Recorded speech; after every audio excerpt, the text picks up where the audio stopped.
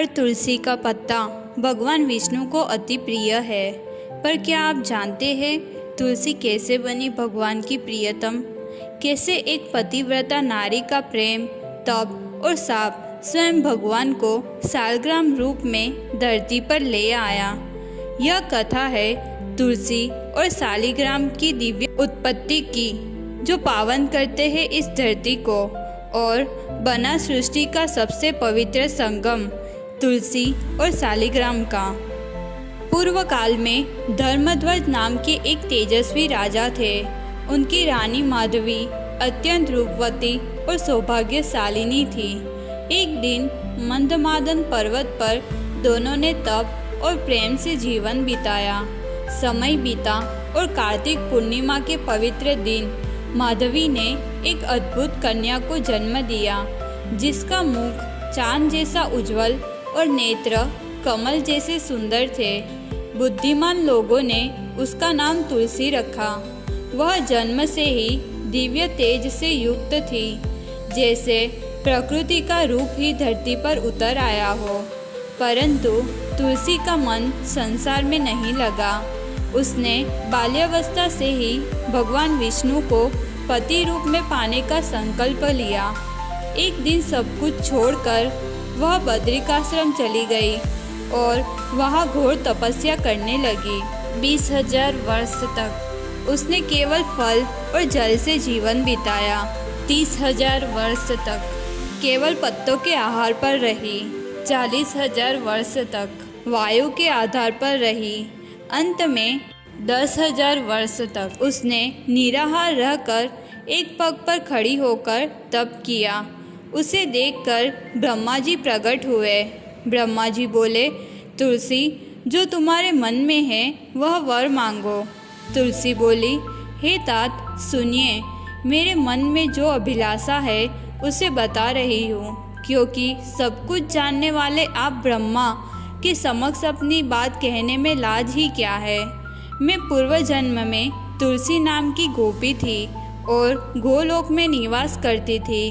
उस समय में भगवान श्री कृष्ण की प्रिया, उनकी अनुचरी, उनकी अंश स्वरूपा तथा उनकी प्रेयसी सखी के रूप में प्रतिष्ठित थी। एक समय जब मैं भगवान श्री कृष्ण के साथ विहार में अचेत तथा अतृप्त अवस्था में थी, तभी रास की अधिष्ठात्री देवी भगवती राधा ने रास मंडल में आकर मुझे देख लिया। उन्होंने श्री कृष्ण की बहुत भर्त्सना की और कुपित होकर मुझे शाप दे दिया था, तुम मनुष्य योनि को प्राप्त करो। तब उन गोविंद ने मुझसे कहा, भारतवर्ष में जन्म लेकर घोर तपस्या करके तुम ब्रह्मा जी के वरदान से मेरे अंश स्वरूप चतुर्भुज विष्णु को पति रूप में प्राप्त करोगी। देवी राधा के भय से अपना वह शरीर त्याग कर मैंने अब भूमंडल पर जन्म लिया है और सुंदर विग्रह वाले तथा शांत स्वभाव भगवान नारायण, जो उस समय मेरे पति थे, उन्हीं को अब भी पति रूप में प्राप्त करने के लिए वर मांग रही हूँ। ब्रह्मदेव जी बोले, भगवान श्री कृष्ण के अंग से प्रादुर्भूत उन्हीं के अंश स्वरूप तथा परम तेजस्वी सुदामा नामक गोप ने भी इस समय भारतवर्ष में जन्म लिया है। वह राधा के शाप से धनुवंश में उत्पन्न हुआ है और शंखचूड़ नाम से विख्यात है। उसके समान तीनों लोकों में कोई भी नहीं है। पूर्व काल में एक बार गोलोक में तुम्हें देखकर उसके मन में काम भावना उत्पन्न हो गई, किंतु राधिका के प्रभाव के कारण वह तुम्हें नहीं पा सका था। भगवान श्री कृष्ण का अंश होने से उसे पूर्व जन्म की सभी बातों का स्मरण है। हे सुंदरी, तुम्हें भी पूर्व जन्म की बातों का स्मरण है, अतः अब इस जन्म में तुम उसी सुदामा की पत्नी बनोगी और बाद में शांत स्वरूप भगवान नारायण का पति रूप में वरण करोगी। तुम अपनी कला से विश्व को पवित्र करने वाली पावन वृक्ष रूप में प्रतिष्ठित होगी। तुम भगवान विष्णु के लिए प्राणों से भी अधिक प्रिय रहोगी। तुम्हारे बिना की गई पूजा व्यर्थ समझी जाएगी। वृंदावन में वृक्ष रूप तुम वृंदावनी नाम से विख्यात रहोगी। सभी गोप और गोपिकाएं तुम्हारे पत्रों से ही भगवान माधव की पूजा करेंगे। तुम मेरे वर से वृक्षों की अधिष्ठात्री देवी बनकर गोप स्वरूप भगवान श्री कृष्ण के साथ स्वेच्छापूर्वक निरंतर विहार करोगी। ब्रह्मा जी की यह बातें सुनकर तुलसी प्रफुल्लित होकर मुस्कुराने लगी और प्रणाम करके कहने लगी, हे तात, मैं यह सत्य कह रही हूँ कि 2 भुजाओं वाले श्याम सुंदर श्री कृष्ण के प्रति जैसी मेरी रुचि है वैसी 4 भुजाओं वाले श्री विष्णु के लिए नहीं है, क्योंकि मैं देवयोग से श्रृंगार भंग होने के कारण गोविंद से अभी भी अतृप्त ही हूँ।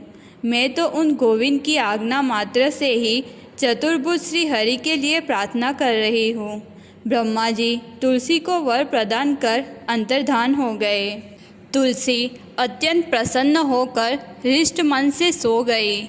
उस पर कामदेव ने 5 बाण छोड़े। पुष्प चंदन से लिपटी हुई वह उसके बाणों से दग्ध हुई। उसके सारे अंगों में रोमांच हो गया, नेत्र लाल होकर कांपने लगे और फिर मूर्छित हो गई। कभी वह व्याकुल हुई, कभी तंद्रा में सुख पाई, कभी जलन अनुभव की और कभी प्रसन्न हो गई, कभी चेतना पाई, कभी उदासी में डूबी। पुष्प चंदन का पलंग उसके लिए अत्यंत कांटों जैसा कष्टदायक हो गया। तंद्रा में उसने एक सुंदर पुरुष को देखा। वह चंदन से लिप्त, रत्नों से सुसज्जित, सुगंधित और पुष्पों से भूषित था। वह मधुर वाणी में प्रेम की बातें कर रहा था और उसके समीप आकर उसे आलिंगन कर रहा था। जब वह जाने लगा तो तुलसी ने कहा, हे प्राणनाथ, कहाँ जा रहे हो? ठहरो। चेतना पाकर वह बार बार रोने लगी। इस प्रकार तुलसी ने यौवन प्राप्त कर वहाँ स्थिर रहना आरंभ किया। उस समय शंखचूड़ नाम का महान योगी, जिसने कृष्ण मंत्र प्राप्त कर सिद्धि पाई थी, ब्रह्मा जी की आज्ञा से बद्री वन आया। वह नवयुवक था, कामदेव के समान तेजस्वी, श्वेत चंपक के रंग जैसा, रत्नों से भूषित, चंद्रमुख वाला, सुगंधित, चंदन से लिप्त और अत्यंत मनोहर। उसे देखकर तुलसी ने अपना मुख वस्त्र से ढक लिया। लज्जित होकर बार बार चितवन करती वह नवसंगम की लाज से सिर झुकाए मुस्कुरा रही थी। वह रत्नों से बने गहनों, मुस्कुराती कुंडलों, मालाओं और हारों से सुसज्जित थी। शंखचूड़ ने उसे देखकर मधुर वाणी से पूछा, हे सुंदरी, तुम कौन हो? किसकी पुत्री हो? तुम धन्य और आदरणीय स्त्रियों में श्रेष्ठ लगती हो। मौन मत रहो, मुझसे बात करो। तुलसी मुस्कुराकर बोली, मैं धर्मध्वज की कन्या हूँ और इस वन में तप कर रही हूँ। स्त्री से अकेले रहकर पुरुष का प्रश्न करना अनुचित है, इसलिए जाओ। फिर तुलसी ने स्त्रियों के अस्थिर स्वभाव का वर्णन करते हुए कहा, जो पुरुष धर्म से विमुख होता है वह स्त्री के मोह में फंसता है। स्त्री बाह्य रूप से कोमल पर भीतर से चंचल होती है, माया रूपा है, ब्रह्मा विष्णु शिव तक को मोहित करने वाली है। इतना कहकर तुलसी मौन हो गई। शंखचूड़ ने कहा, हे देवी, जो कहा गया वह सर्वथा असत्य नहीं। स्त्री 2 प्रकार की होती है, एक प्रशंसनीय और एक अप्रशंसनीय। लक्ष्मी, सरस्वती, दुर्गा, सावित्री, राधा, देवहूति, स्वधा, स्वाहा, लोपामुद्रा, अनसुया, गंगा आदि सभी उत्तम स्त्री रूप है। जो रूप सत्व प्रधान है वह उत्तम है, जो रजोगुणी है वह मध्यम और जो तमोगुणी है वह अधम। सत्वगुण युक्त स्त्रियां साध्वी और प्रशंसनीय है। रजोगुण स्त्रियां भोगप्रिय और अस्थिर है। तमोगुणी स्त्रियां अधम कही गई है। बुद्धिमान पुरुष पर स्त्री से एकांत में संवाद नहीं करता। मैं ब्रह्मा जी की आज्ञा से तुम्हारे पास आया हूँ। गांधर्व विवाह के द्वारा तुम्हें ग्रहण करूँगा। मैं शंखचूड़ नामक दैत्य हूँ। पूर्व जन्म में हरि का पार्षद सुदामा था। ऐसा कहकर वह मौन हुआ। तुलसी ने कहा, हे नाथ, तुमने सत्य कहा, ज्ञानी पुरुष ही स्त्री को जीत सकता है। ऐसा बुद्धिमान पुरुष सदा संसार में प्रशंसा का पात्र होता है और ऐसे ही गुणवान पत्नी भी हृदय की इच्छा से ऐसे ही सुशील, योग्य और प्रिय पुरुष को चाहती है। अब सत्य के विचार से मैं तुमसे पराजित हुई हूँ, किंतु वह पुरुष निंदनीय और अशुद्ध कहलाता है जो किसी स्त्री के द्वारा जीत लिया जाता है।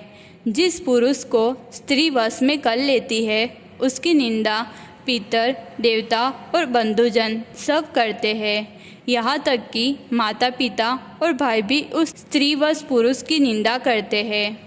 जैसे ब्राह्मण प्रसव या मृत्यु के बाद 10 दिनों में शुद्ध होता है, राजा 12 दिनों में और वैश्य 15 दिनों में शुद्ध होता है, शूद्र 1 महीने में शुद्ध होता है, किंतु जो पुरुष स्त्री द्वारा वश में हो जाता है वह चिता पर जलाने तक अशुद्ध ही रहता है।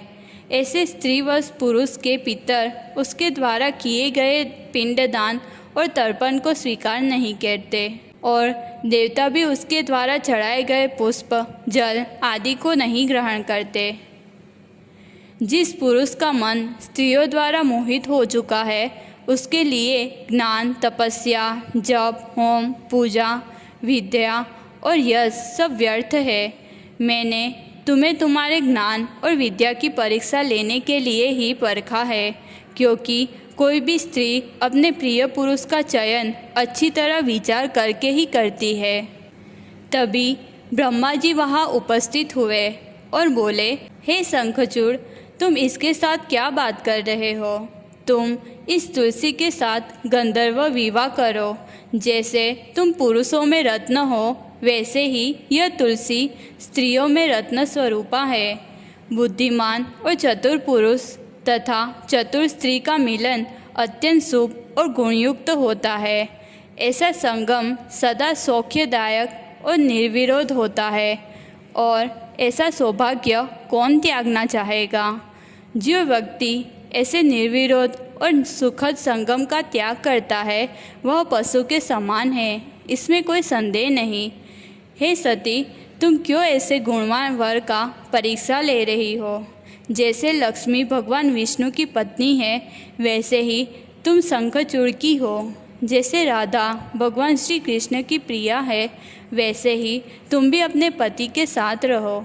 जैसे सावित्री ब्रह्मा के साथ है, भवानी महादेव के साथ है, धरती वरा के साथ है और दक्षिणा यज्ञ के यजमान के साथ रहती है, वैसे ही तुम रहो। हे तुलसी, तुम भी शंखचूड़ के साथ सौभाग्यशालिनी और प्रिय रहो।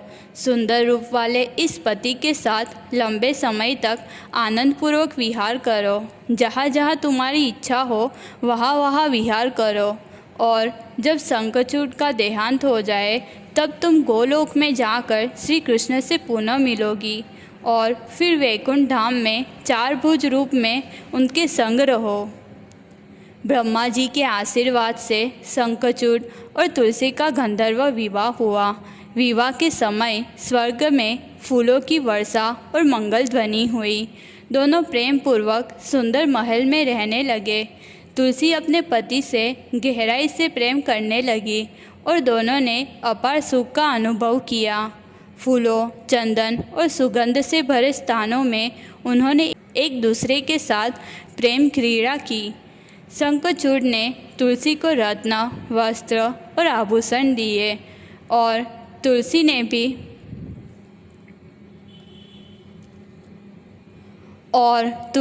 भी अपने पति की सेवा बड़े प्रेम से की। वे दोनों कुछ समय तक पर्वतों, उद्यानों और नदी तटों पर विचरण करते रहे, एक दूसरे में पूर्ण रूप से लीन होकर प्रेम और आनंद से जीवन व्यतीत करने लगे।